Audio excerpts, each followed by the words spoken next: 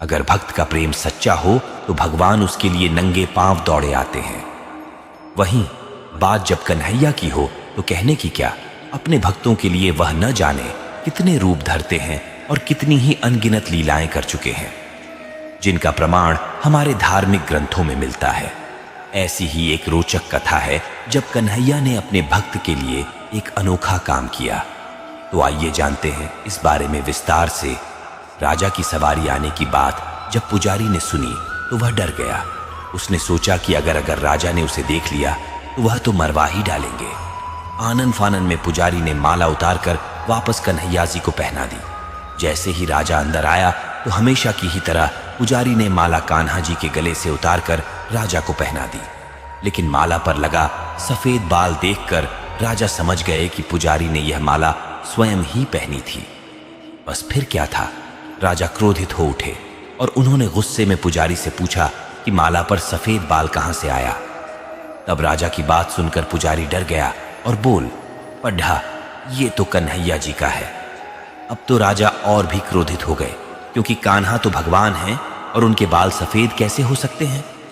इसीलिए राजा ने फरमान सुना डाला कि कल श्रृंगार के समय राजा खुद आएंगे और देखेंगे सच में ही कान्हा जी का सफेद बाल है या पुजारी झूठ बोल रहा है।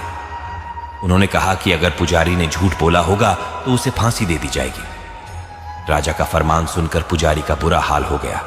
उसने सोचा अब क्या करें, कहां जाए, अब तो उसका मरना तय है।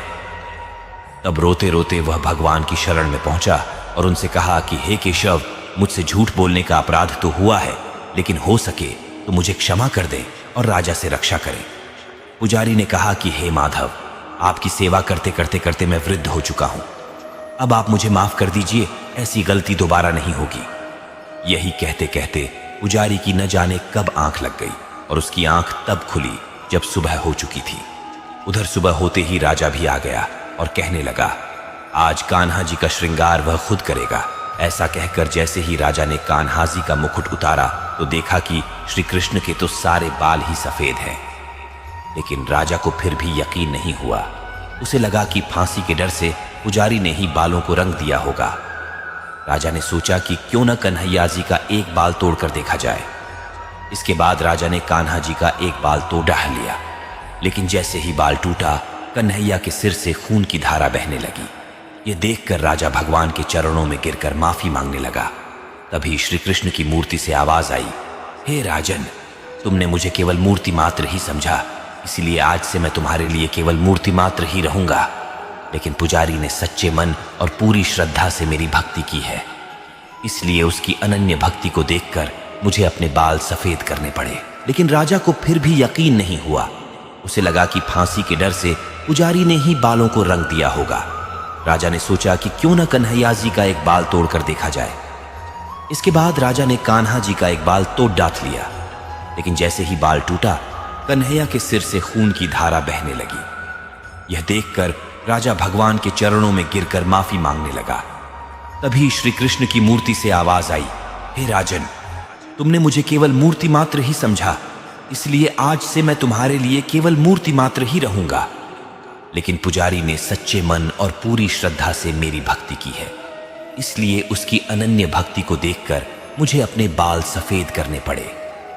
कन्हैया जी ने कहा कि भक्ति में कभी भी संशय नहीं होना चाहिए और सच्चे भक्त की लाज तो मैं कभी जाने ही नहीं देता। हमें श्री कृष्ण कहते हैं कि किसी भी इंसान का पतन उस समय शुरू हो जाता है जब वो अपनों को गिराने की सलाह गैरों से लेना शुरू कर देता है। गीता में लिखा है, सरल व्यक्ति के साथ किया गया छल आपकी बर्बादी के सारे द्वार खोल देता है, चाहे आप कितने भी बड़ी शतरंज के खिलाड़ी क्यों ना हो। कर्मों की चपेट से कौन बचा है, जिसने जैसा करा है उसने वैसा भरा है। श्री कृष्ण के अनुसार किसी का साथ ना मिलने पर कभी भी निराश नहीं होना चाहिए, क्योंकि कोई दे या ना दे, ईश्वर हर मुश्किल घड़ी में साथ देता है। जब अत्याचारों को मुस्कुराकर सहा जाता है तो उस इंसान का बदला भगवान स्वयं लेते हैं। गीता में श्री कृष्ण कहते हैं कि मनुष्य को कभी भी अहंकार नहीं करना चाहिए। अहंकार मनुष्य से वह सब करवाता है जो उसके लिए सही नहीं है।